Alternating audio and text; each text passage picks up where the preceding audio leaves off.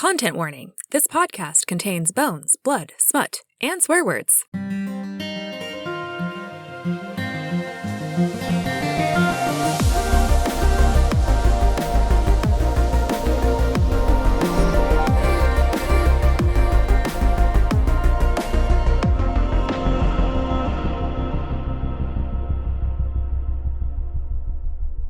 A warning for this episode. This entire episode is full of spoilers.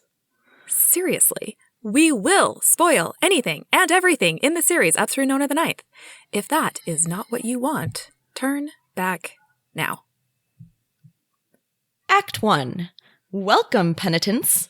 Hello and welcome to the Frontline Fifth, a Locktoon podcast where this week, 4 dyed in the trabeculi bone magicians will dissect apart the intelligence files collected by I didn't read this. What the hell is trabeculi? Trabecularized bone is like the part of bone that has like, I don't know how to say it, like holes in it. It's like what you think of when you think of the classic honeycomb bone. part. Yeah, exactly. Oh, okay, great. We 4 dyed in the trabeculi bone magicians will dissect apart the intelligence files collected by Captain Judith Deuteros in Tamsin Muir's short story, As Yet Unsent. Also, this is going to be a problem with me having 2 double shot espressos. But I actually, do you guys know what dyed in the wool means versus like anything else? No, I don't actually. Like, when you're processing, like the usual thing when you're going to make yarn, right, is that you wash the wool and then you process the wool, like you comb it or card it or something so that it's like fluffy and like organized. And then you spin it and then you dye the yarn. And it gives you a very even color on the yarn. But you can dye the wool. So you wash the wool, you dye the wool, and then you spin it into yarn, and it gives you a very different color and a different look, and that is more what you get with tweeds. Like the kind of variegated muckledy colors is like dyed in wool. Anyway, sorry. Well, as you all know, when skeletons are dunked in dye in order to dye their bone, like, if you do that before you polish it, totally different aesthetic. Exactly. My name is Hannah, and I am our guide and chief hostage taker on this expedition, but I wouldn't be able to do it without my partner in crime, Marie. Marie, how susceptible would you be to radicalization by Blood of Eden? Very. No follow-up. No further information? You're like... Fair enough. I too would be radically radicalized very rapidly. And this week, in lieu of the sweet, sweet little know-nothing infant lictors we usually bring along, it's my undying pleasure to introduce 2 guest revolutionaries, Josh and Sonia. Now, Josh, Sonia, I know you are both former members of the 9 houses, and I wondered if you would just let us know both your former house affiliation and the new names that you've taken as members of Blood of Eden's Tesiphon wing. For my former house affiliation, I went with the 8th house because I was like, which house would I want to get the fuck out of? And for my new name, I went with, there was a thing called heaven, woven from hundreds of flowers. I'm on tonight, you know my hips don't lie. Fucking iconic. Stunning. Yeah. Do you have any extra explanation about like why you chose this? And if it's doxes you, I will just cut it out. No. Yeah, so the first part of that is from A Brave New World. There was a thing called heaven. And then the second part is the like it's a line from the national anthem of Nepal, actually, and it's referring to the Himalayas. Oh, so I kind of love like this idea that they're like trying to hold on to imagery and references to Earth, but they don't really know like what's important. So I love the like last line of that is just like some random line from a Shakira song. Shakira, Shakira. But it also is like, if you take it out of the context of that Shakira song, it feels like it could be about body being truth and about how, you know, like you really could like invest a lot of meaning in it. All right, Sonia, tell us about you. Hello. I'm very glad to be here. While I did enjoy my time on the sixth house and all of the work and experimentation and inquisitiveness that was inherent there, I will take that work forward into my work in Blood of Eden. The new name that I've adopted is Do Not Go Gentle into the Twilight's Last Gleaming, for heartbreak is one thing, but ego's another. Oh, that is excellent. It really rolls off the tongue, Sonia. Tell us where it's from. Thank you. We have a lovely poem about maybe don't kill yourself, which is what I've taken from Do Not Go Gentle. Into the Twilight's Last Gleaming. Who wrote that? I don't remember. I would have to look it up. This is embarrassing for all of us. This is deeply embarrassing for me. Twilight's Last Gleaming is definitely because I wasn't sure if it had to be your own national anthem or someone else's, and this is the best line in ours. And, you know, heartbreak is one thing, but ego is another. And Sabrina Carpenter, I feel like, has a really strong place in this podcast, and I feel like that's important to continue that.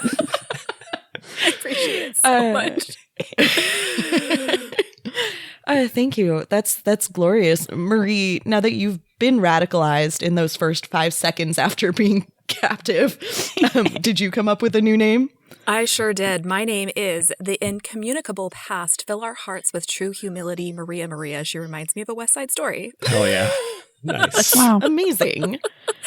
That's beautiful. And it is a line from My Antonia, the national anthem, a line from the national anthem of Ghana, and the Santana pop song for my first name. Fabulous. I made no attempt to include a national anthem in mine. It's just a collection of random poems. So mine is Millions of the Mouthless Dead, may the force be with you. There's a hunger in the land. I love it. It's so funny. Yeah, I mean, I don't know what to tell you. May the Force be with you might be part of the national anthem on one of the planets. It's not on Tatooine, but we can go maybe on Coruscant. It's yeah. So Millions of the Mouthless Dead is from, I really, really love World War I poetry. It's deeply upsetting, but it's wonderful. So Millions of the Mouthless Dead is from a poem called When You See Millions of the Mouthless Dead by Charles Hamilton Sorley.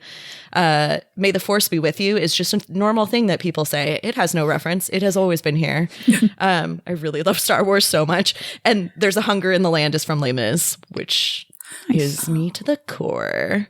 So before we get started this week, Marie, can you orient us with As Yet Unsent?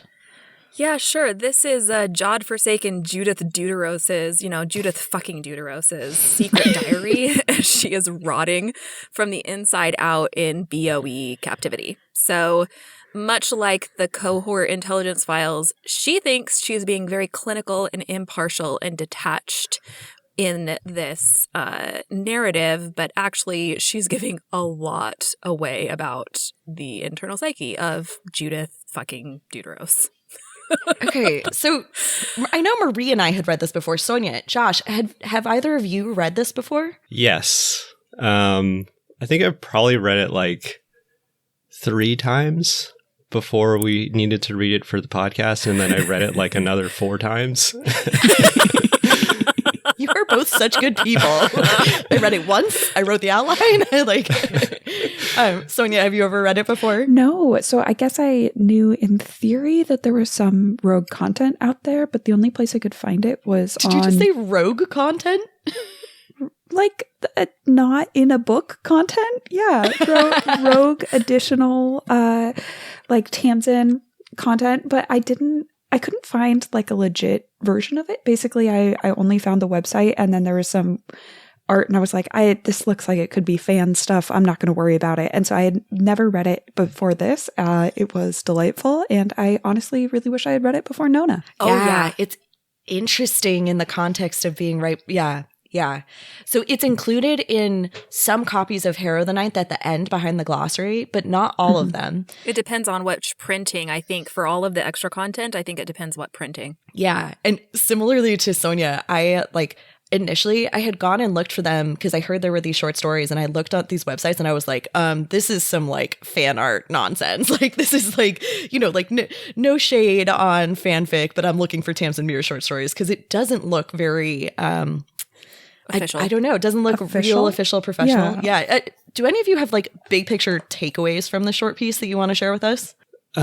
Yeah, just like it was in the back of my Harrow. So I was like, oh, this is like additional world building. And that's kind of how I took it the first time I read it. I didn't really absorb it too much, and I didn't parse through it in detail. But having reread it like a billion times now, I'm like, wow, there's actually a lot of like really good character building and world building in this. I know it's from Judith's point of view, and we're kind of iffy on her, but it's pretty interesting to get these little peeks into her psyche and Camilla's and Corona. You know, the one with the hair. Yeah, the one with the hair. The She's big one. Yeah. I think that's like all of Tamsin's writing about this universe, though, is that there's a story going on, and so you read because you're like, I want to know about the story, and then you miss all of the information that you've been given because you're like, well, that wasn't important, that was just like vibes. I think that is incredibly true. I feel like there's a lot that I missed. Like I feel like listening to this podcast back, I've learned that how much was in Gideon the first time that I just did not track. So I feel like there was a ton in Harrow as well, where you learn about what's going on outside of this small set of characters that you have. But I just kind of was like, I don't know, it's probably throwaway, we'll gloss over it. And then you hit Nona and you're like, oh no, we're in the rest of the world. I did not know this existed. So it was really nice to have this kind of fill in some blanks in between and make it feel less random. Because I remember in the last chapter of Harrow, it switches to the new world, right? It's like basically the first. Yeah, like the epilogue, and she wakes up to like somebody, probably Calamity's in Camilla's body, trying to like resuscitate her. Yeah, so I remember feeling just like that was unhinged and so unfair because I had to wait for the next book and I was so confused. So this made all of that feel a lot more, I don't know, reasonable and like it wasn't coming out of the blue. And all this like coincidence of Harrow running into them on this planet like felt so weird or like a little too perfect the first time. And then all of these pieces really come together with this auxiliary information. It helps. That's it. I guess that's something that's kind of nice to point out is like basically when is most of this journaling set? It's like around the same time period as when they bump into Harrow. Into, quote unquote. They don't bump into her. That was planned. Yeah. I mean, all of this stuff is happening in the background. And I definitely, in Harrow, that is the weirdest part of Harrow, arguably. Like, all of the rest of Harrow is one coherent story about her being insane. And then in the middle of it, it's like, oh, yes. By the way, Camilla, Corona, and Judith are alive. Okay, see you later. Like, and it never comes up again. Right. So it's totally chaotic. So I do love this. I was going to say with this short story, reading it this time, one of the things that I really like about the short stories, so we did one yesterday with the rest of the crew. We did The Mysterious Study of Dr. Sex, and today we're doing As Yet Unsent. And it's clear to me that in these short stories, there's a little more space for Tamsin to actually flesh out the humanness of these characters in a way that there isn't time for when you're following Gideon and Harrow mostly. And so it was really, really interesting to like watch, weirdly and tragically, part of what you see in this story is how inhuman Judith is. Like, even when she's trying to be human, her idea of what a human is just about weakness. And it's so sad. It's so like relatable, but tragic as she's sitting there and actually telling you a lot about how Camilla and Corona are human and almost giving nothing of herself still. I guess it's a formal report. We'll get to it. All right. Now that we're all here together, let's don our various masks. Mine is one of those old Venetian long-nosed doctor masks from the plague. And we'll start working through the intelligence collected by captive necromancer Judith Duderos in Interstitial 2, As Yet Unsent. Act 2, Hostage Doctrine Phase 3.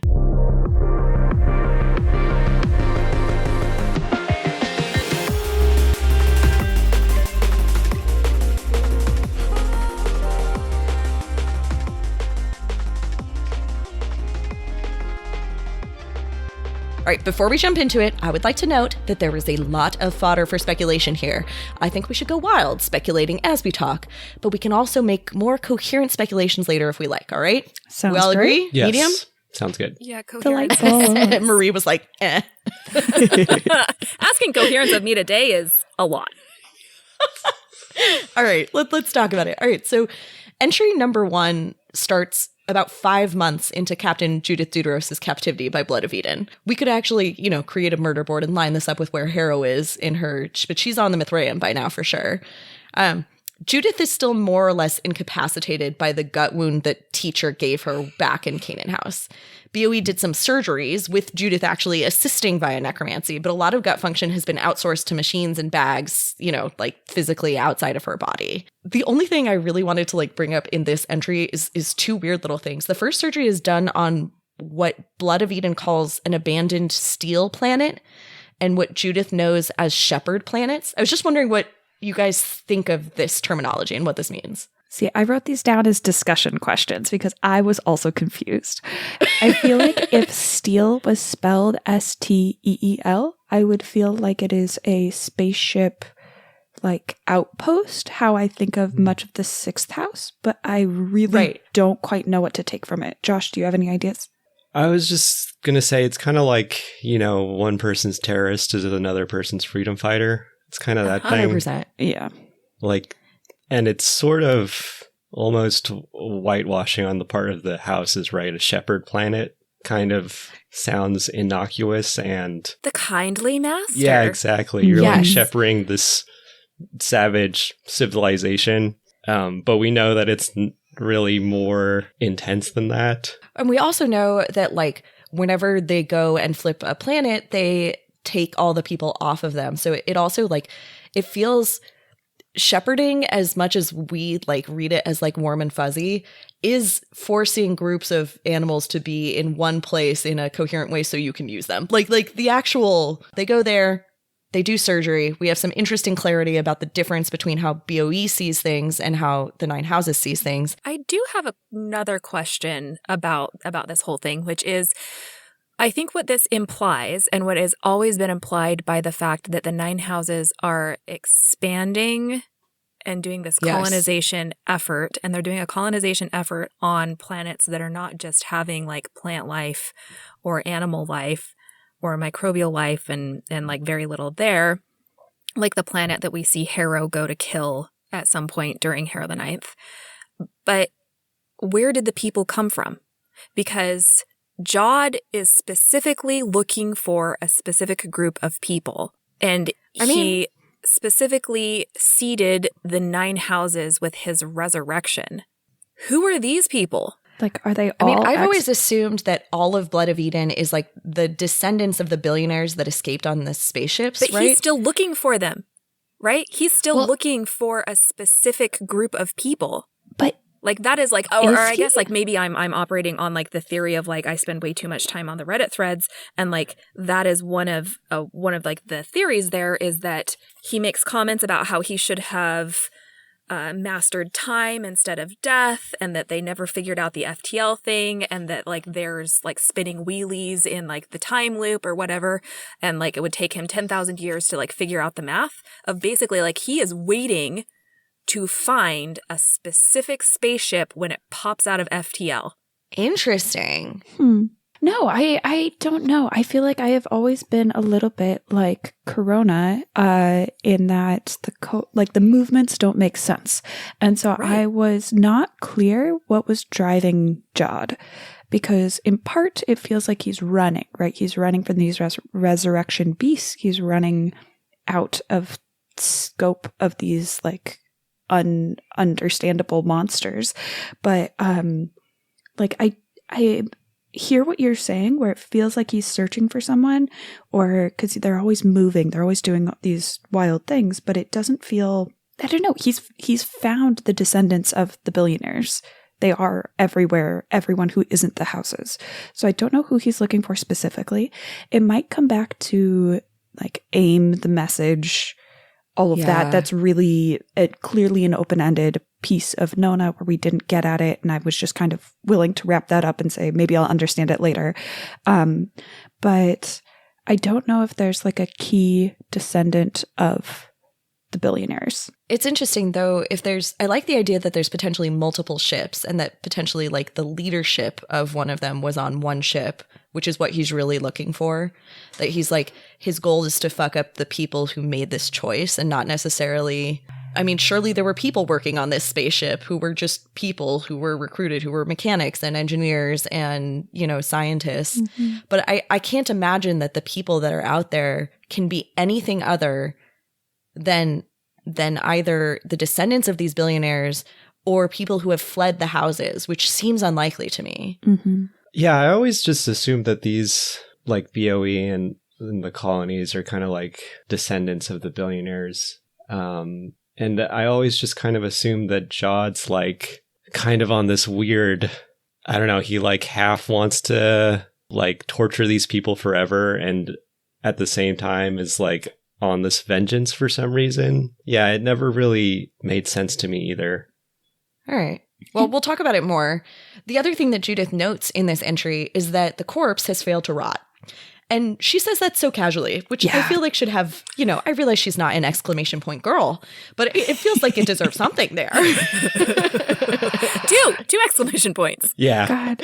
That's one of the funniest things about this is like how understated Judith is a lot of the times. Oh my like God. when she keeps saying we had an argument, that makes me laugh so much every time I read it. You're like, this was a fucking blowout yeah, fight. exactly. Absolutely. And it's also another case where Tamsin's really interesting with the use of names, right? Like Judith could call them like Gideon, Corona, Camilla, but it's like she calls the Gideon the corpse. She calls Corona princess almost universally, right? She is not called Corona, she's princess. And Camilla is marked as formally the sixth and then just becomes Camilla. Every once in a while, she's still the sixth, but it's like clear that Judith doesn't know how to categorize her. And I think that's really fun. That is fascinating. So let's talk about Camilla Hecht. The whole next entry is about Camilla, formerly the sixth. And Judith says basically that Cam has had some independence, not as much as they've given the princess, but has an ankle monitor that delivers a severe electric shock. Not enough to kill her, but enough to hurt her. And if you read that on your own, you're like, oh, I assumed it would hurt, but it's enough to put her in like the hospital. She literally is hospitalized after they use it on her. They've only used it once when the Edenites tried to take away Palamides' bones, which Cam has been carrying around. I think that's written as they try to, quote, take her bones away, which is a wild statement when you don't realize she's holding bones outside of her body. Like, like, wait, they try to do what? wait, these aren't necromancers. What are we doing? Sorry. Yeah, well, but that's a great point, though. This goes to what Sonia was saying a moment ago, right? She doesn't say Palamides' bones. She says the bones. Once you're dead, you're dead. Like, Judith, aside from Marta, Judith really like erases people who are dead. And maybe that's a thing that you get taught as a soldier. I am not a soldier, but it would make some sense that you have to be able to like clinicalize it, move past it. Judith tells us that Camilla is in the process of being radicalized by a Blood of Eden commander called We Suffer, aka my favorite person who I hope to play in the movie. I love We Suffer. I love her so much. We Suffer. I love her so much. Yeah. The way she's like portrayed in the audiobook too is one of my favorite like performances. It's great. I just idolize Moira Quirk. Like, yeah, it's incredible. She's amazing. Yeah, the French accent. She always has like a chignon, like a nice French twist. She's always like made up, like really nice. Wait, I've never seen a video of Moira Quirk. I've only ever heard her. No. Like the way that We Suffer is described. We Suffer is described as like very put together when you don't see her in her mask and stuff. Okay. This is true. Yeah. Yeah. I just love her. I think she's fascinating. I think here for Tessa Von Wing. That's why we're all part of Tessa Von Wing, as previously stated. Yeah, I would absolutely let We Suffer radicalize me. Ooh. Yeah. Okay, so the thing that's been like quite critical in swinging Camilla's views is the sourcegram, which is a question mark thing that was transmitted from the Nine Houses some 6,000 years ago. And alongside this, Judith says something about how We Suffer and Camilla often reference a break clause, which we assume is in that message. And so Judith mostly is like taking this as like, it's fascinating that there has been ongoing communication between these rebels and the Nine Houses for 6,000 years. And in fact, like that's one instance, but she says that contact has been more or less kind of continuous over the last myriad. And this is like, I mean, this is fascinating on a number of levels. How do other people know that Blood of Eden really exists? We know that the Emperor and his lictors do, and in fact, we know that the lictors have been in contact with Blood of Eden. But it makes me wonder if there's like a more broad understanding of what's going on. If you went into some of these houses, do the normal people know? Well, the normal people at least know of the cohort. And if we are at war, you have to be at war against something. So right. There has to be at least a sense of the other or a problem or something that is being handled, but I don't know if it's explicitly known as being Blood of Eden. Yeah. I just like the idea of sympathizers on the inside. I think it's interesting. And this 6,000-year-old message, I think Marie and I both think comes from Cassiopeia. Do you agree with that, Marie? Absolutely. So another thing is later in Nona, they talk about their other sources. So source Piotra, I think, and source Joyeuse, and source Aegis. And now we have source Graham. So those are all info into BOE, and those are all lictors. It also just so happens that all of those, except for source Aegis, are swords. They're like famous mythological swords. So source Graham, Graham is a mythical sword in like Norse mythology. No shit. Yep, Joyeuse. I'm learning so much. I know. I think. I forget what the other ones are. The one that's interesting is that source Aegis is not Giddy One. It is Pyrrha. Oh. That, I mean, makes So sense. all of them are swords except for the shield. And so the shield is Pyrrha. Sorry, that's lovely. We're going to have to investigate that further. But source Graham, the other thing is like, it always makes me wonder, we don't know the saint names for most of the saints. We'll have to like expand from here and decide what we think this says about the saint name for Cassiopeia. But we know that Cassiopeia, we know that the sixth house has this break clause. That's something about coming over to Blood of Eden. And it's interesting, like it's actually really wild to me that they share this information with Camilla, who is a prisoner of war at this point. But they are trying to like bring her over. And at some point when the truth is that clear, so like Camilla is telling Judith, they know things that they literally cannot possibly know about the sixth house without a sixth house insider. And Judith, reasonably says, of course, they're like, if you had that information and got it by subterfuge, you would use it, wouldn't you? She's not wrong about it. But it is super, super interesting how much contact there's been. Judith asks Camilla why she's like letting herself be swayed by this propaganda. And Camilla says the warden would want to find out. It's terribly, painfully, iconically Camilla. We talked yesterday in our other episode about how Camilla always addresses Palamedes as the warden. Mm-hmm. Like almost always, except in moments of real like softness. We find out that Cam actually was nonverbal for the first 4 weeks of imprisonment. So it's not like she was automatically swung over to the side the way Coronabeth was. But once she learned information that was compelling enough, she was like, okay, I think I understand what's going on here. Wait, so do we know if like the leadership of the sixth house knows about the break clause?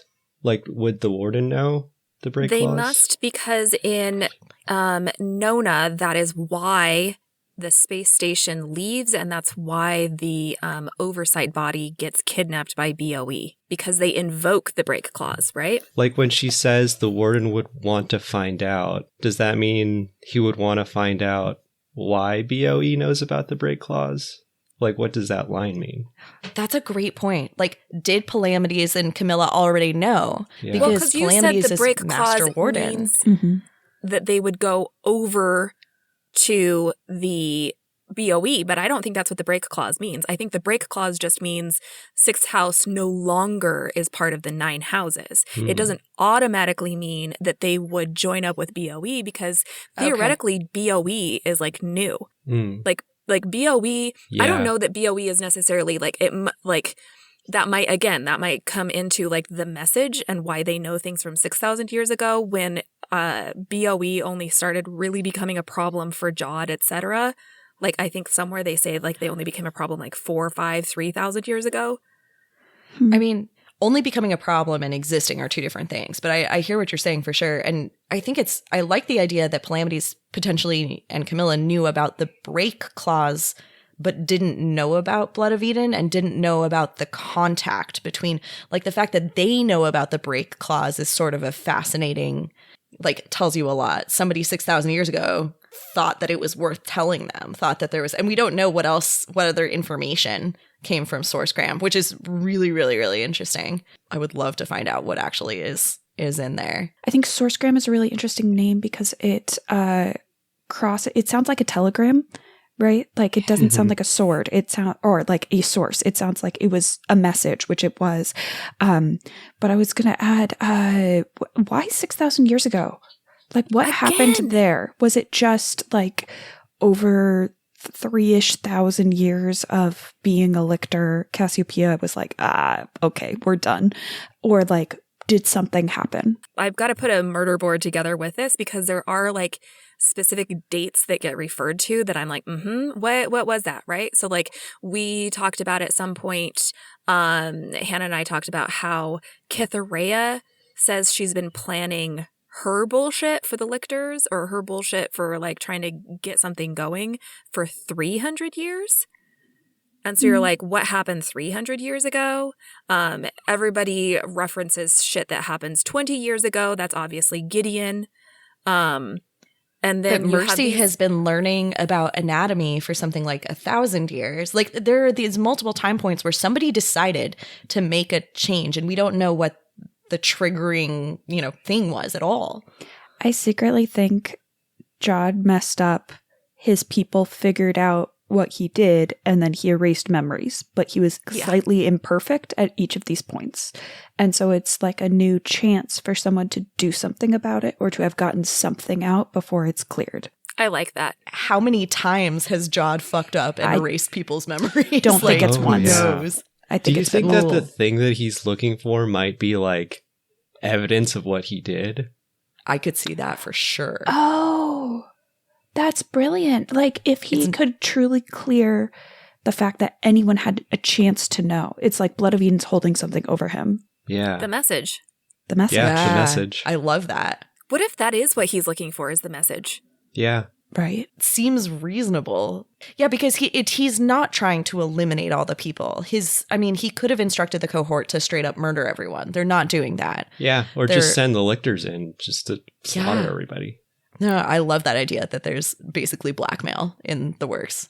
All right, so there's a little piece at the end here that I actually really love about how they play chess in their imaginations on the ceiling tiles and how good Camilla is.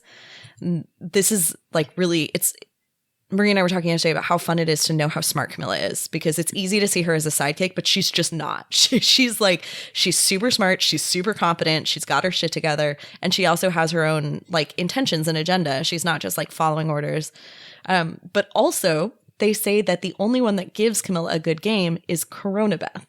Mm-hmm. And I love that as well, because it's also very easy to erase Corona. She's fucking smart. She's a little bit unstable, frankly, but she is very smart. I mean, who out of the third house isn't? Right. Right. I feel like her vanity eclipses how smart she is, right? Like she is just appears more beautiful than she is. Like that's what she is putting her effort into seeming, rather than seeming smart, even though she has both. And it's also another one of those things where it's a similar problem with Calamities and Camilla as it is with Ianthe and Corona, where Calamities is always going to be overshadowing Camilla because he's a necromancer. So the fact that he's brilliant and a necromancer means that it is like worth more, right? So the fact that Ianthe is brilliant and a necromancer, it erases the fact that Corona is also brilliant. But it's interesting too, because I mean, the twins have really spent their entire life seeming. That's been very important to what they're doing. So I like the idea that they made an intentional choice, and that Corona is making an intentional choice to seem beautiful and lovely and charismatic. And it's actually part of disguising like the fact that she is who she is. Not just that she's not a necromancer, but that she's as smart as she is. So it's the Paris Hilton effect. Is she smart?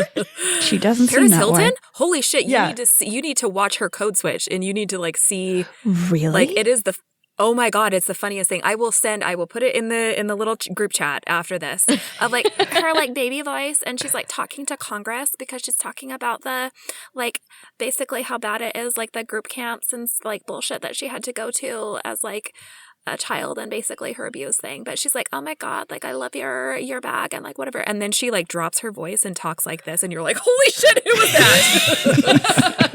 that? Okay, that's wild. Super fascinating. So entry number 3 is actually about Princess Coronabeth Tridentarius. And Judith just like comes right out and is like, this witch has been fully radicalized. Although she doesn't say that because she loves Corona. She's like, this poor child has been radicalized. She's just too weak to know any better.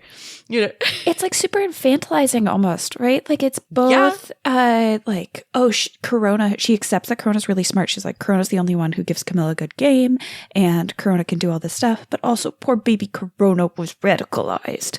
Like she's just too dumb. It's like, no, she's too dumb to really know. She probably saved your life from being able to talk your way out of just not murdering the necromancer that Blood of Eden found. We know that Camilla is the one who wanted them to bring Gideon's body on board, but from everything we read in Nona, you know it's Corona that wanted them to save Judith and that talked, like, I think you're right. Corona is really like, Corona shows up for Judith over and over. And Judith has actually known her since she was a child. She's like a little bit embarrassed that she didn't notice that Corona was pretending to be a necromancer.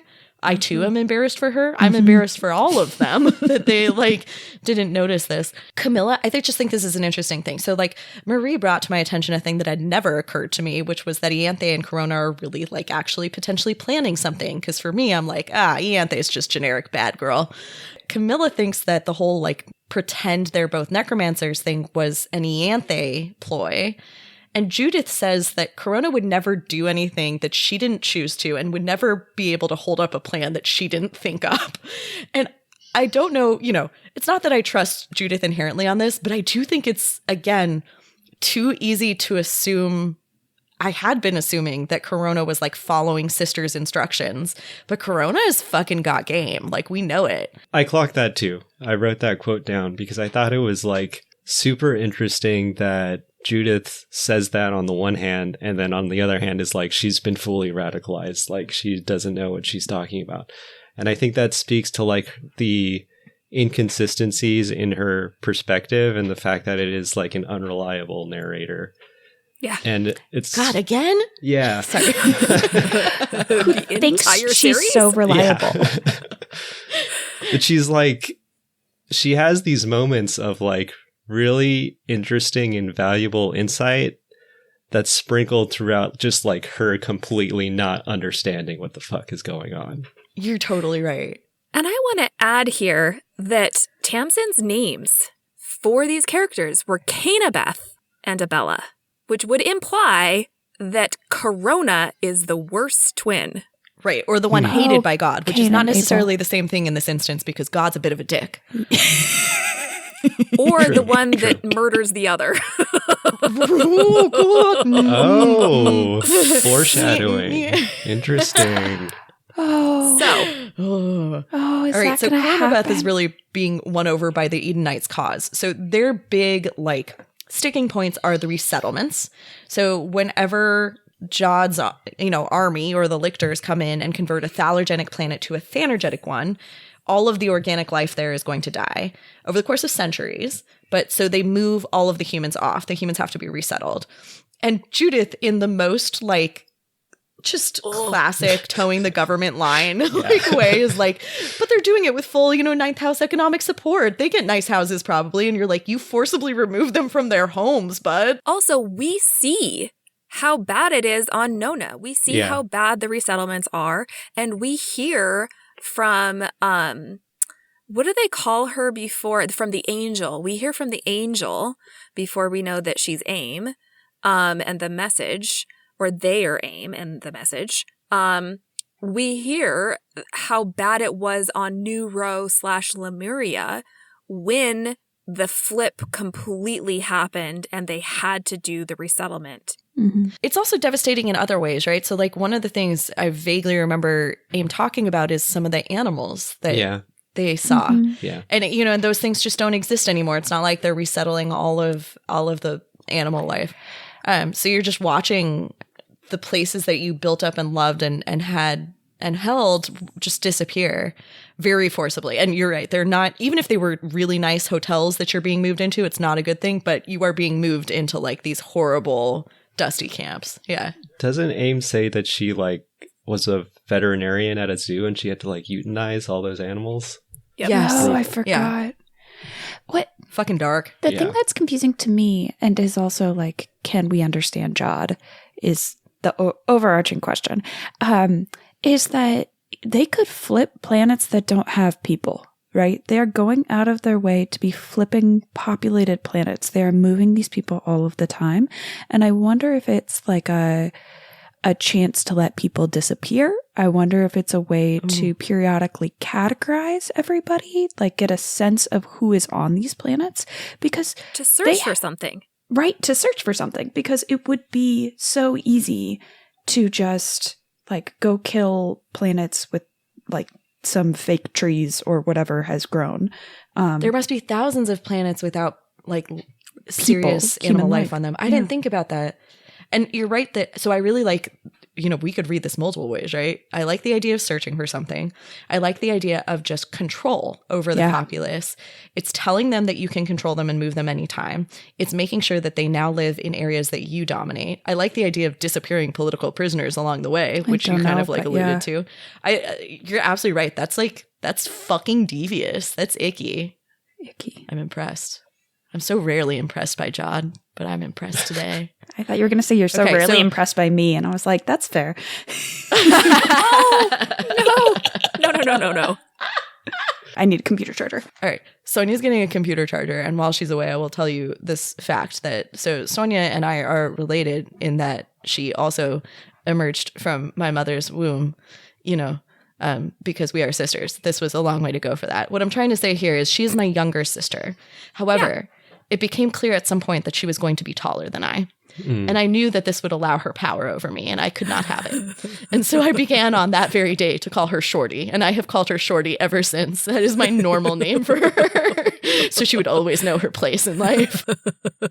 She's the smartest fucking person I know. I can't even begin to tell you. You could get like leg lengthening surgery, Hannah. This is true. I could, to get that extra fucking half inch just back. for an extra Great inch. idea. Worth it. Totally worth it. Hi, Sonia. Sorry. Okay. All right. Here's the deal. So the other thing that they're upset about is service contracts, which is actually really interesting because I didn't really know that this was a thing.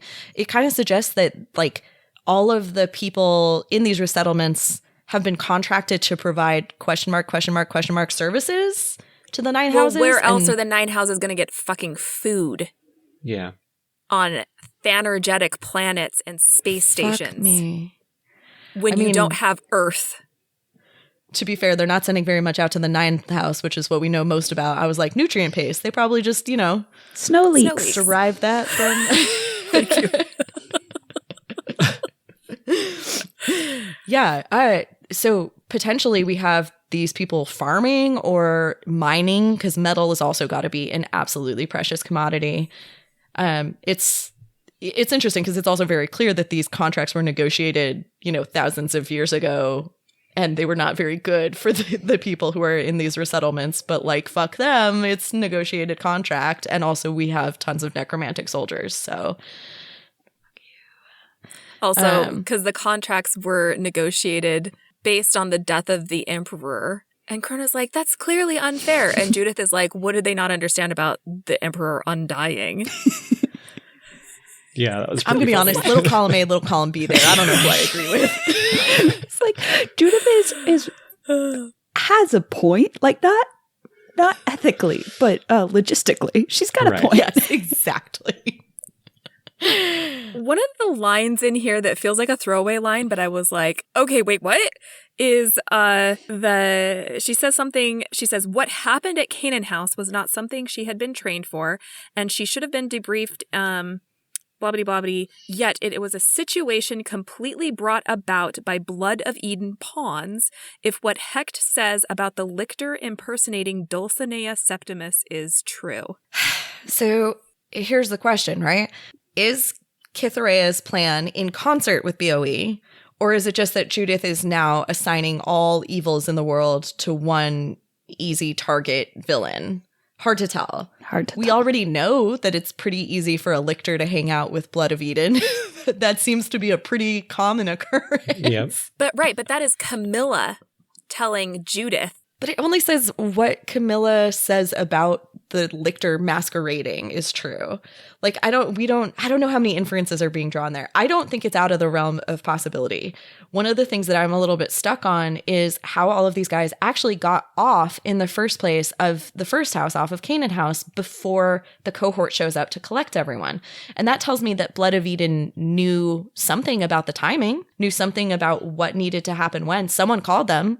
They were not on the first house, presumably. Also interesting if they are. Or they have the ability to intercept whatever signal was going out to God.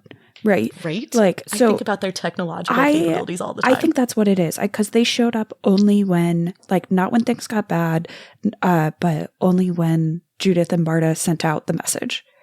Yeah. Right. And they got there beforehand, probably because they were, like, this is my theory, is like, I think that you're absolutely right, that they can intercept the messages, but then maybe that the only reason that they were closer to get there first, because again, they don't have the same capabilities. They don't have the steelies. They don't have that type of travel capability that the Nine Houses does. So they can only be there first if they were waiting. Yeah. Poop, poop, poop, poop, poop, poop, poop. Okay, they do have the Steely at the end of this. All right, so, but I do think it's lovely, so Judith wants to defend Corona because she was in a combat situation, and she, again, it is this thing of like simultaneously mentioning how smart Corona is and then also erasing and finding other reasons for why she might be doing what she's doing. Ugh. All right, entry number 4. The corpse continues not to rot. Even the scavenging animals won't touch it. So at this point, Blood of Eden, plus or minus Camilla and Coronabeth, is leaving Gideon's body outside and tempting animals to try and come fuck with it, which they are not doing. Again, Judith is like, yeah, by the way, not rotting corpse, NBD. To which I respond, I have so many questions and so many feelings about this. This goes along with I really feel like Gideon's got some weird ass powers just biologically from being a god kid. Mm-hmm. Yeah, no argument here. And Corona keeps trying to like engage with Judith and sort of win her over to the side. Or potentially she's also kind of like trying out ideas with her. She wants Judith to argue back. She's trying to figure out what she believes at the same time. And they're constantly, as Josh pointed out, having an argument, which I love so much. It's so funny. Corona says that she's been tracking the economics and military tactics of the Nine Houses for a long time and that they don't make sense. She points out that what would be most economically productive is actually intermingling with these people, allowing immigration and absorption into the Nine Houses. She points out that these shepherd planets are fucking expensive, like as they go farther and farther out from the houses. And also it's like the military is overextended because of that. And instead of creating industry, they were just doing like kind of shitty slash and burn trading. She says that it's scattershot, notwithstanding the moral issue. She and her sister had always been interested in the way the houses were being run, and that Ianthe had encouraged her interest. She always thought we were being wasteful. What do you all think about this? I think that it doesn't make sense unless you accept that it's just like one guy living out his vengeance wet dream, Right? This is just Jod trying to create as much chaos and like suffering in the like colonists' ranks as possible. Like even worse than wasteful, like truly does not care what the impacts are on actual real human people. Only cares about whether or not it's getting him closer to whatever the fuck his eventual goal is. Yeah, I definitely buy that. I think part of what I'm interested in here is Coronabeth and Ianthe's interest. That it seems to me like, and I am a person who looks at situations and I'm like, oh my God, this could be so much better run if you would just put me in charge. And I am starting to wonder if Corona is also that person. I feel like Ianthe wants to be in charge because she likes power and because power is a good time. But like Corona is seeing all the places where you could tighten it up a little bit and actually make things work better for everyone. She's interested in the moral issue. That's the last thing she says though. So like Cronobeth does care about people. She does. But Judith is reading it as like, oh, she just only cares about people. And she's saying pretty clearly she is interested partially in the logistics and how it's being mismanaged. Yeah, I think that's just like the thread she's pulling on. That's like the hint that something weird is going on. Even a vendetta, how far can you push it? I guess when you're emperor god, nobody asks you questions about your choices. I also just think your sense of scope really gets out of whack if you live forever. Like, you're just allowed to have things still be like as personal and as much of a problem as they were 10,000 years ago if you're going to live 10,000 more, right? Like, to us, it feels like, okay, that wasn't you, that wasn't them. Why are we still caring? But you could absolutely imagine him being like, no, this is still my number one thing. Everything else is just playing out. It also makes it a lot easier to not give a shit about people because they're like ants, you know, like they live and die and it's not a big deal. Like, you wouldn't make them suffer extra, but like if they die in large amounts, that's like, you know, it's to be regretted. Mm-hmm. All right, Corona says that all of this is more than theory, though. She says she groomed herself for something and all it had done was make her unfit for the purpose. It's a really interesting line. To me, that says she groomed herself for leadership and then she can't really take over the 9 houses because she's seeing all their flaws, assuming that's what she wants. Who knows what she wants? Judith points out at the end here, and I think it's really interesting, the depth of hatred that Blood of Eden has for the 9 houses. Basically says you can't reach across the aisle when there is just like an endless chasm there. And Corona says that's the only sticking point. Yeah. She's like, that's the only sticking point, but also I'm hot. I'm pretty sure I can figure it out. Yeah. She's interesting though. She's like, Judith, don't push me on this yet. Like, I need to think about it a little bit more. Wait and see who wins, which is also really, really interesting. Entry number 5. So Marie and I have a regular debate about the note here, dear listeners, say most of this is literally just a debate Marie and I have regularly about Cam and Pal, and I've been thinking about it for weeks because I am right and Marie is wrong. I have thoughts. Point of order. Let's take a vote right now. Who thinks that Cam and Pal becoming Paul is not beautiful? It is a tragic necessity. Okay. That's 1 for 3, listeners. That is 1 for 3. 1 for 4. I do think it is. Okay, so I will say, I think it's a tragic necessity. I think their best version of themselves is as 2 people. So I agree with that. But I think that what Cam and Pal has is this genuine partnership that is encapsulates what I hope for out of love and out of trust and out of like personhood. I definitely think that it just depends. Do you think that becoming Paul erases the pieces of them? Yes, Yeah, it does. They are no longer. That's the part that I have a problem with. They are no longer Cam and Pal. They are now Paul, and that's the problem that I have. That's the thing that I have a problem with. What I was going to say is I really don't like that. What this apparently makes me is Judith. Judith fucking Judith, and I am not. I wrote down Marie sounds like Judith. No! I'm so sorry.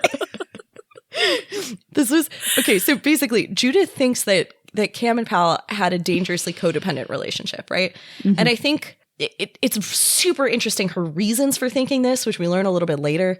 It's super interesting the way that she talks about it. It's clear that she thinks that a necromancer and a cavalier is like a business partnership, that you need to be able to rely on one another and trust one another implicitly, and that they're not your friend. You know, but also that, you know, she's in this situation too where she's also around Corona, who I think has like the most definitively toxic codependent relationship with Ianthe that's possible. She's conflating all these things. It's here she's talking about love in a way that I think is interesting.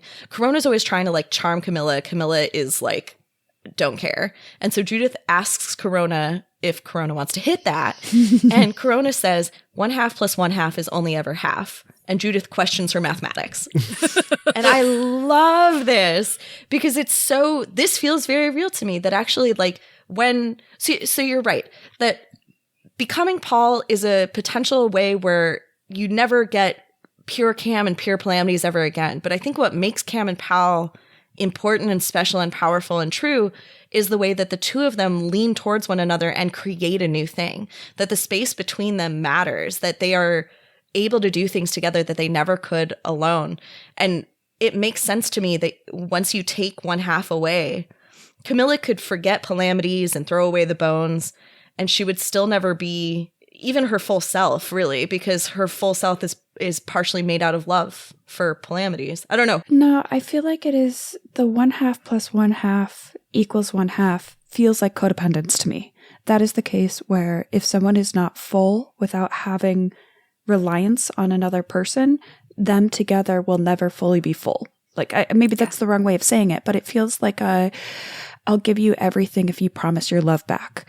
But if you are complete by yourself and choose to partner into another person, that feels a lot less problematic to me.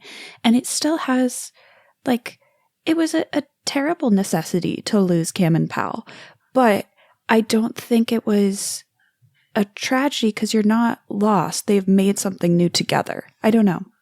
I like that. Well, so Corona also asks Judith if Judith wants to hit that. And Judith is like, no. And so Corona has to tell Judith that Blood of Eden thinks that necromancers are just constantly having orgies with harems of live and dead non-necromancers. And it is beautiful. They agree that someone found some niche porn and extrapolated, and Corona thinks it's very fucking funny, and Judith does not. It is funny. It is very funny. I agree with Corona. I also love that niche pornography exists. Yeah, like, no, can you imagine like the most deviant pornography like from like our time period? And somebody in the future is just like, yeah, this is just how everybody had sex. You're like, fair enough. This is what everyone's doing. No. Ooh, I still think that's wild. Some of the necrophilia stuff in this book. All right, entry number 6. Blood of Eden has been keeping Judith alive, not for shits and giggles, but in fact because they need her. So they take her onto a stolen cohort ship, and they demand that she use the Steely. There's kind of a weird little thing that happens here. Judith has the phantom reaction, which is not totally clear to me. I think I figured it out. Yeah. I think what it is if you are a necromancer, you use Thanergy basically to help you just function. Like your little weak necromantic body is like so bad at just even walking and not bumping into things that you like basically lose the sense of like proprioception if you don't have access to Thanergy. And she has not had access for a while because she's been hanging out on a thalergenic planet. She's like not had good access to Thanergy, but the Steely somehow is a Thanergetic construct, has Thanergy built into it. Because she describes it as like the phantom reaction, which is aptitude dyspraxia in space. And we know that there's no Thanergy in space. So it's basically if you have a necromancer and they get on a spaceship, it's like they've lost proprioception because they don't have Thanergy, so they're like literally missing a sense. And so this is like the opposite, where she's been missing a sense and all of a sudden she's got it back. She reaches for it. She actually like basically tries to fall out of her chair because she's still being wheeled around. Her body is still in shambles. Judith like doesn't respond to this request to use the Steely until they threaten to shoot Camilla. Camilla is fucking cool as a cucumber because she's badass and doesn't like say anything. But Judith tells that Blood of Eden that she knows how it works, but that she can't work it herself. It's going to need multiple necromancers. It needs to be like bathed in fresh blood, blah, blah, blah, blah, blah. And so Blood of Eden sort of gives up on this line of inquiry. And Judith, meanwhile, is just fucking praying that she's the only necromancer they have, because if there are other necromancers, someone will be able to tell them the truth. Mm-hmm. Yeah. She also points out that they must not have necromancers because they suck at safeguarding against necromancy. They're constantly like blindfolding her and tying her arms as though she needs that in order to use the energy. But now that she knows why they're trying to keep her alive to use the Steely, she decides that she has to die.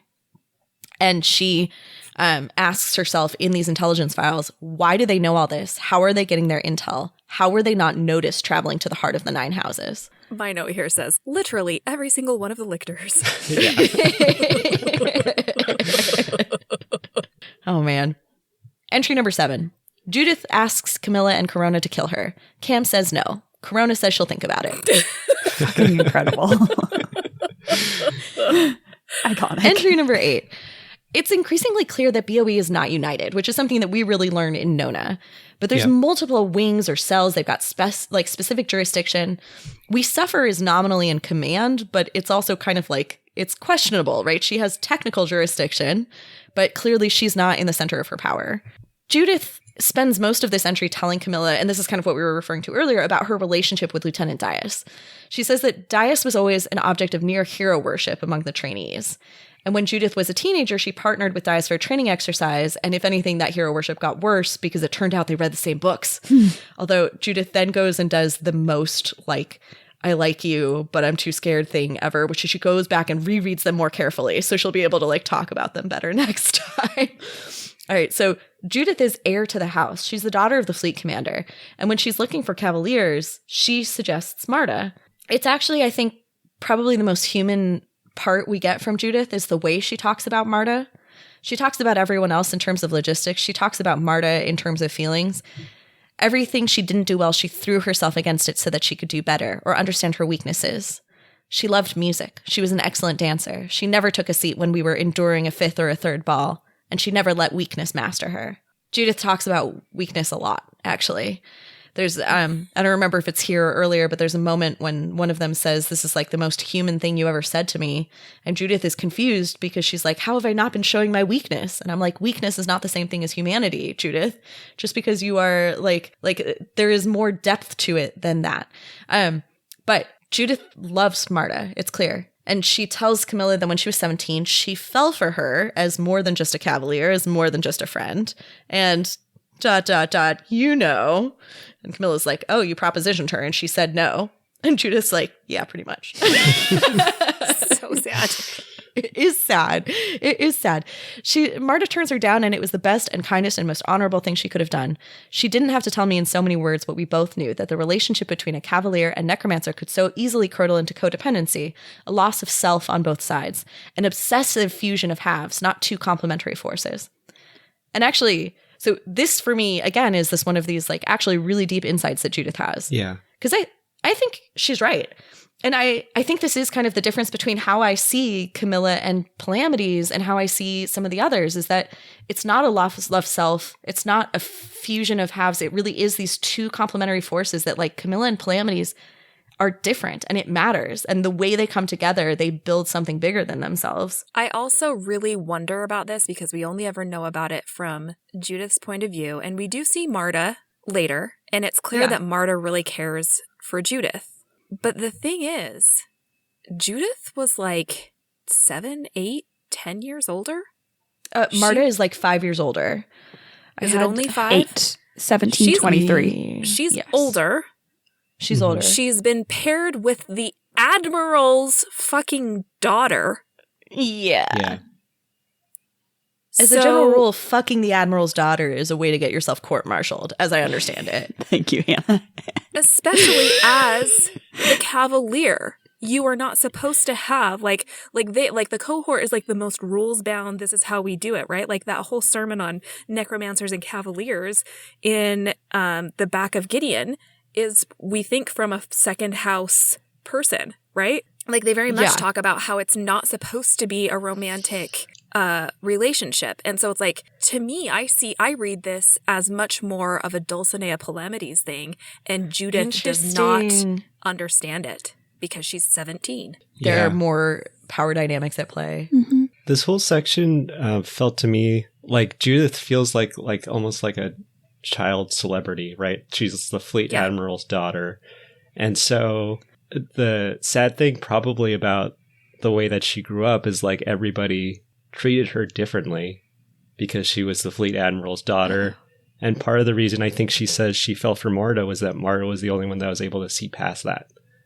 Mm-hmm. And I think that might be why she crushes on her so hard, and kind of why maybe Marta lets her down, is like, you've only ever experienced like a healthy relationship once with me. You don't have a ton of experience like having friends probably. So I felt like that was kind of sad. I don't think that Judith's read on why Marta says no is correct.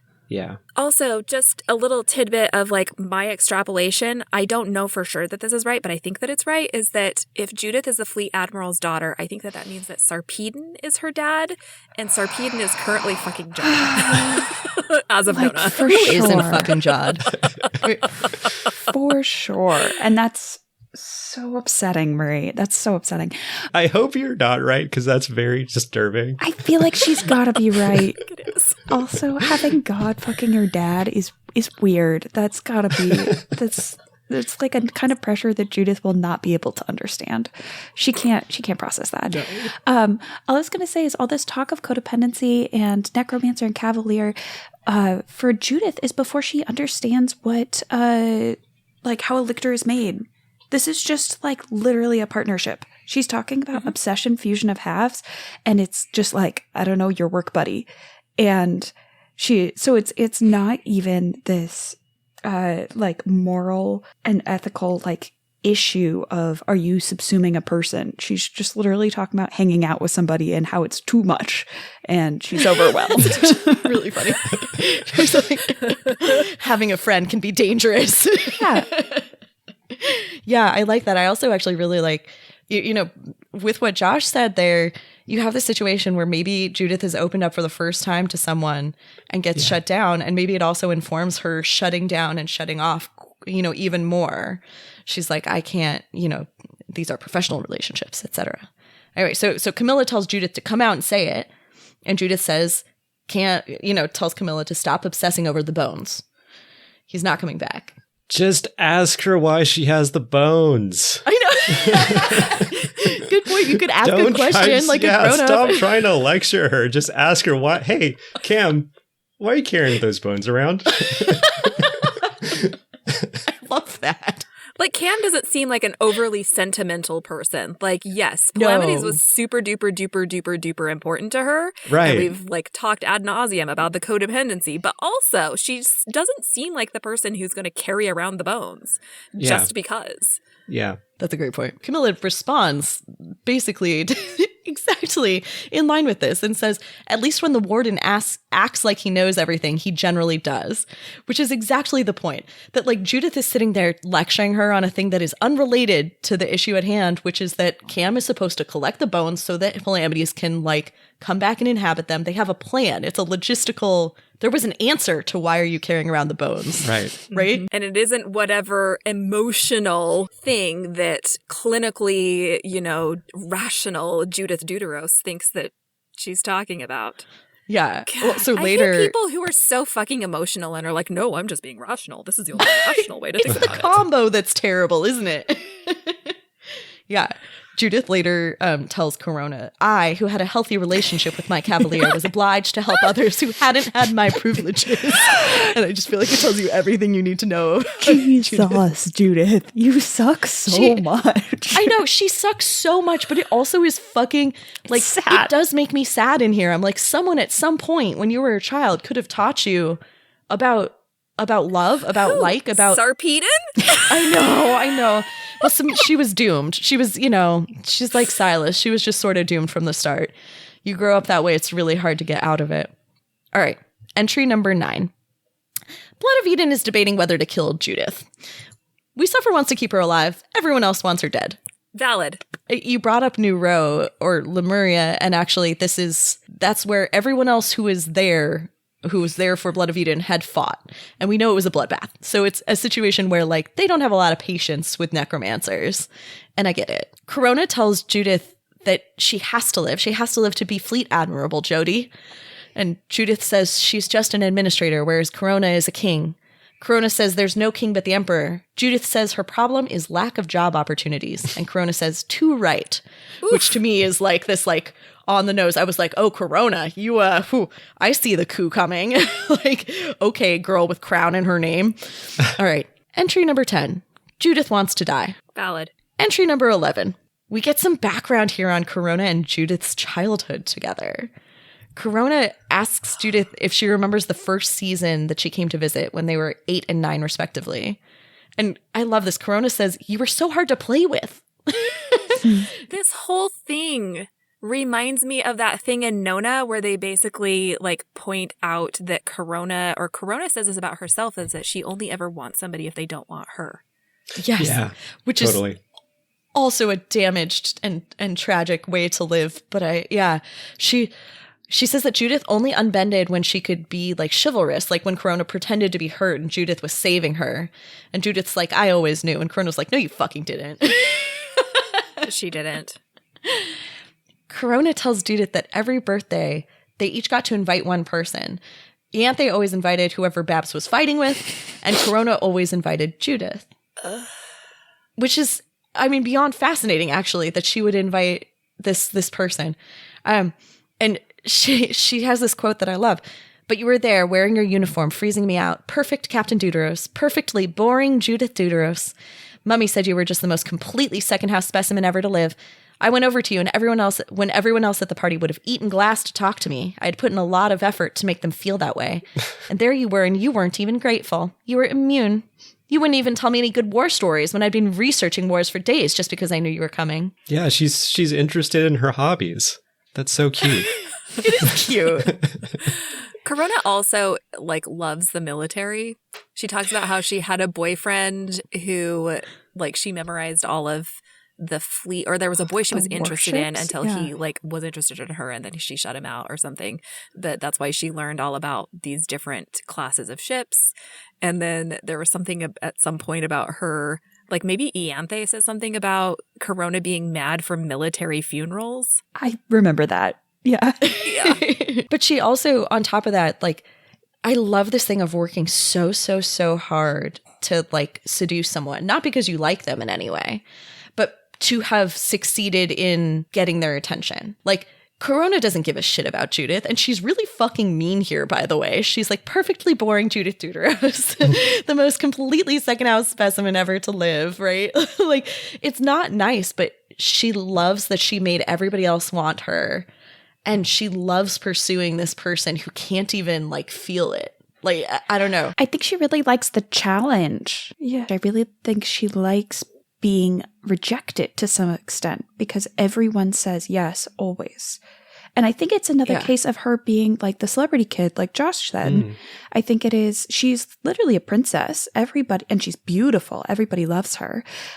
So it's the one case where people won't just give her what she wants.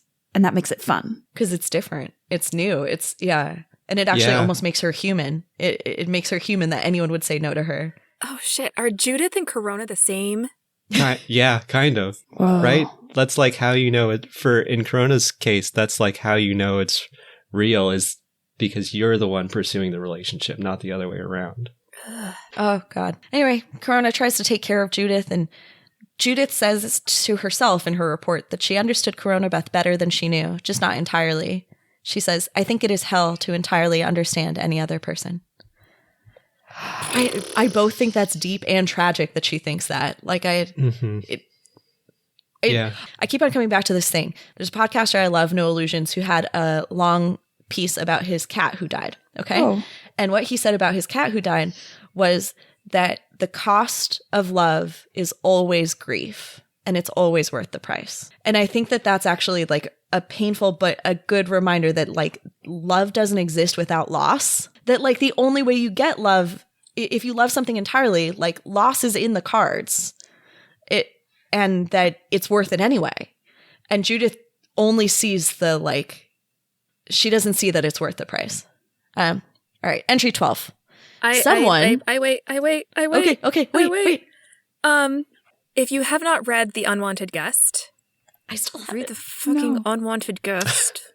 I'm so necessary. Like, will explain so much about so many things. This is a mild spoiler, but this is a line from Palamides to someone. Is this too much of a spoiler? This is an expurgated line, so that it's not so much of a spoiler, from Palamides. This again, that merely by loving you, I added to your torments? And the answer is yes, and also my agonies. I love that, though, but I think it's accurate. It's tragic, but I think it's true. Entry 12. Someone, hint, hint, it's Mercy Morn. And you can tell that from the bleh, Yeah, you and the can exclamation points. totally tell. I love because this actually pinpoints where this is. Yes. Yeah. Yes. Yeah. So Mercy Morn comes in and heals Judith, and she's such a bitch about it. I mean, which is not surprising. It's Mercy.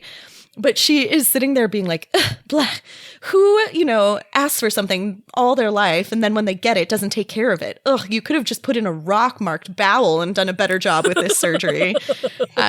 So Mercy heals Judith, but also weakens her immune system to keep her weak, and tells BOE that they need Judith to be able to keep up a sustained energy field for the Steely, but it'll work if they hook Judith up to it.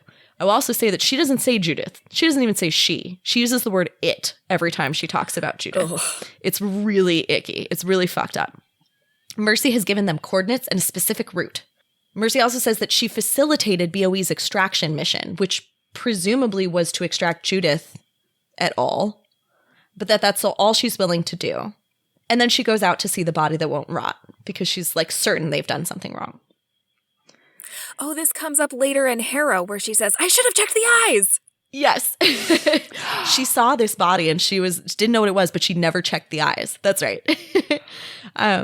It's also, this whole thing I think is really interesting. I don't know what the coordinates and specific route are to, but I'm assuming you're alluding to the fact that potentially this is literally on the planet that Harrow kills when she meets Cam and Judith and Corona. Is that where you think this is? Because Mercy goes off to meet with Blood of Eden on that planet. I would guess that's where these timelines intersect. I don't know how that timeline would work because this is the only timeline when Harrow would have seen them. Yeah. But she first runs into Camilla alone. So, it's possible that Mercy is off interacting with We Suffer and Judith and Corona's there, and Camilla's off on her own with the Bones being like, hey, what up, Harrow? Can you go visit Calamities for me? But then Harrow also sees the spaceship. Afterwards, it was a shuttle, but it was like some sort of a shuttle. But she does see Judith and... Yes. Afterwards, she sees that they're in a non-cohort shuttle, and she sees that Corona and Judith are there. And then they take off. So it could be, we know that Mercy leaves her alone on that planet ostensibly to kill the moon next door. I also want to remember, I need to reread Harrow because I want to know, that was while she couldn't think of Gideon.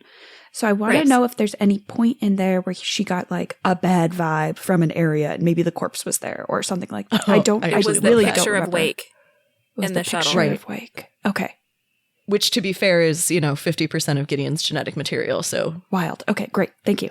I think maybe the coordinates and the route are to the Mithraeum. I like that. Because how else would they be there to pick up... How else would they be able to pick up Harrow's body? And Pyrrha in Gideon 1's body. Yeah. I don't know where. I actually have so many questions about that, where they emerge from the river. Literally yesterday we finalized the schedule for season 2. So we're thinking big Harrow thoughts right now is really what's happening. I'm very excited about it. All right. Entry 13. Judith can walk now. The corpse of Gideon the Ninth is still as perfect as when Camilla convinced them to take her off of Canaan House. Corona took her rapier. And she still has it in Nona. Yeah, she does. Corona asks Judith if she will accept Coronabeth as her new cavalier. Judith, who has had the hots for Coronabeth for 12 years, says, "Thank you for the offer, Your Highness, but not in this life or in any other." BOE puts Judith in the control seat and the Steely is activated. Fucking bonkers. It's a crazy set of information that you would never get any other way. I'm really glad they started including it in the back of Harrow. They didn't in the first edition. There's another note on here too, because we've always been wondering why the hell do they have Gideon's body? Yeah. And it says here that Cam convinced them to bring the body on board because of a note. Whose note? A passive-aggressive letter from Harrow. She's the only one who constantly writes letters. That's her go-to. It has to have been Harrow, right? That's how she communicates everything. But why would that convince BOE? Well, I mean, Cam convinced BOE, but why would Harrow say keep Gideon's... I think Harrow... No, that does make sense because Harrow wants Gideon's body to be around and to be preserved. Oh, did Harrow preserve her body? Okay, so that's possible, but actually Judith says explicitly that she can't feel any thanergetic or thalergetic magic on it. So it's possible because Harrow is A, a lictor, and B, was much better than Judith even when she was, you know, a normal human. But it's, yeah, so I think that one could go either way. Yeah, because I was confused why Blood of Eden would come and take part of, like, some people, but not everybody, right? They've clearly left Harrow and Ianthe. Well, they don't want to fuck with lictors. But it doesn't matter if you think they're friendly or not. would they not try to kill them then? Or are they just, like, saw it and ran? They, like, grabbed what they could and ran? Maybe. I am really interested in whether or not Harrow and or Ianthe communicated with them. Right. I want to know that conversation. I know. Yeah. Let's wait until we get that short story. Ooh, we'll come back here. As soon as Ianthe does the lobotomy, it says Ianthe goes to talk to someone. Or a man about a queen. Something like that. Yeah. See? It's fascinating. God, there's so much we don't know. It's absolutely infuriating. I can't wait for John and Brooke to find all about it. Well, Blood of Eden is off on an adventure to somewhere, possibly the Mithraeum. So we have to say goodbye to Camilla and Corona Beth for a while. But don't worry, dear listener. We don't have to say goodbye to Sonia and Josh because it's time for a game. Interstitial. Object of weird superstition.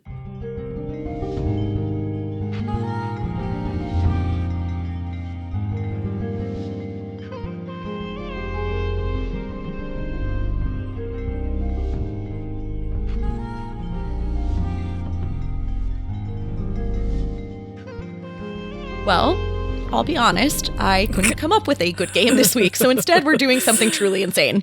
We four, members of BOE's experimental wing, now in possession of a strange red-haired body that will not rot, have been told to figure out what the fuck is going on. So, what experiments are we running on this body to see how not rotting it really is? What you got? This freaked me out so much, Hannah. As a microbiologist, the very first thing I was like, I'm putting like a syringe of just like some sort of weird fucking culture in there. Will it grow? Oh. And I did not like that thought, Hannah. So thank you. You're welcome. Okay, so we've got different, maybe we could do a couple different rounds of bacteria and then flush the body and then see, you know, what comes out. I also I had a question about like whether it would regrow stuff or whether it's just not rotting. If you then remove the hand, is the hand going to rot separately? That was my thought. Yeah, my follow-up on that was both like, what about healing that a person could do versus healing that a person couldn't do? Like if you cut off a finger, would the finger come back? Would anything happen? Versus if you cut out part of the liver, which would come back if you were a person, like would that come back?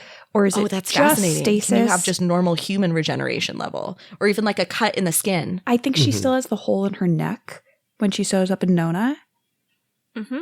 Right? Oh, that's right. And so I think she wouldn't come back. Also, the where she like pierced her heart is like maybe has it's always teeth. covered. So Yeah. Interesting. Because she says those vents are for speed.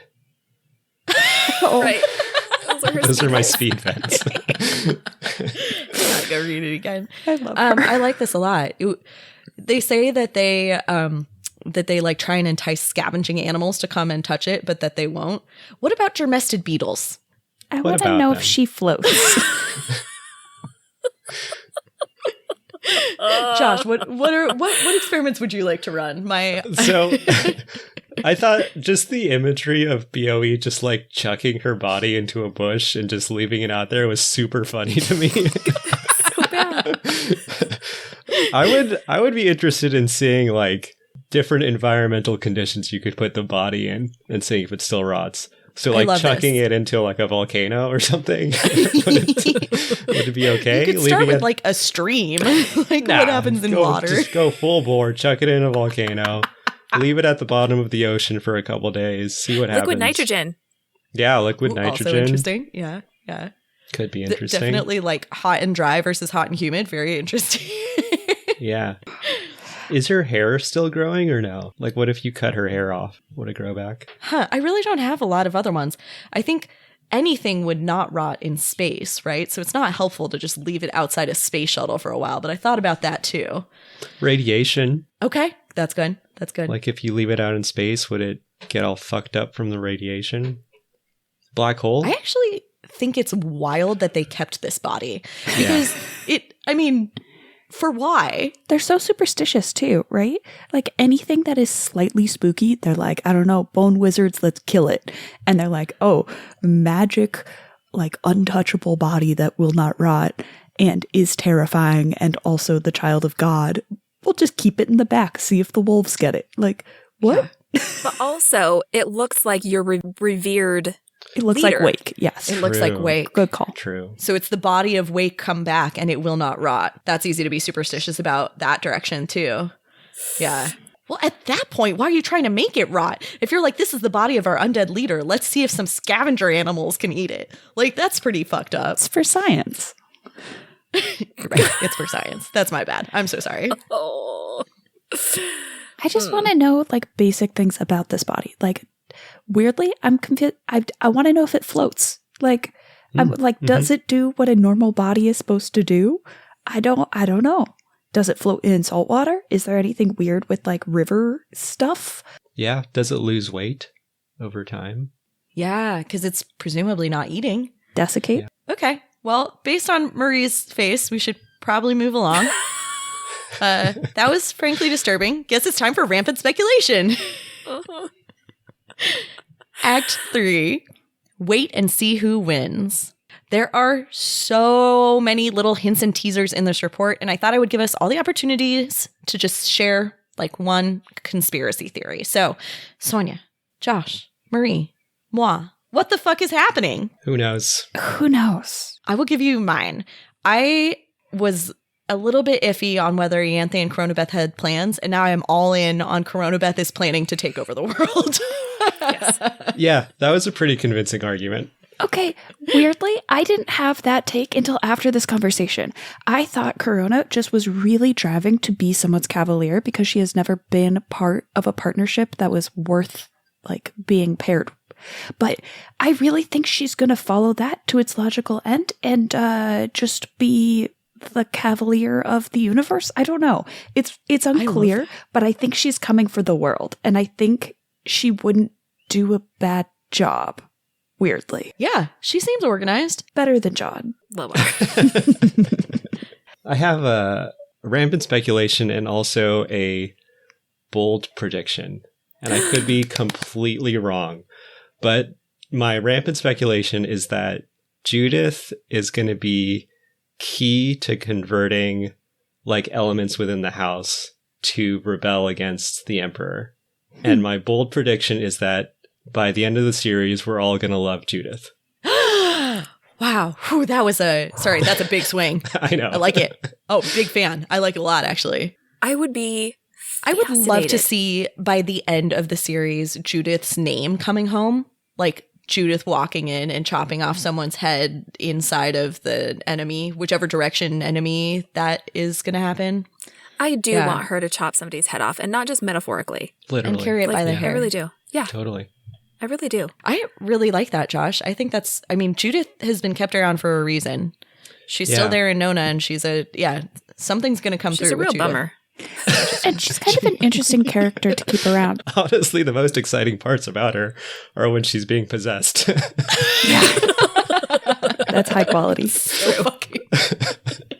I love that Nona's way of acting like the captain is just like screaming. Yeah. Is she wrong? No, totally accurate. She's not.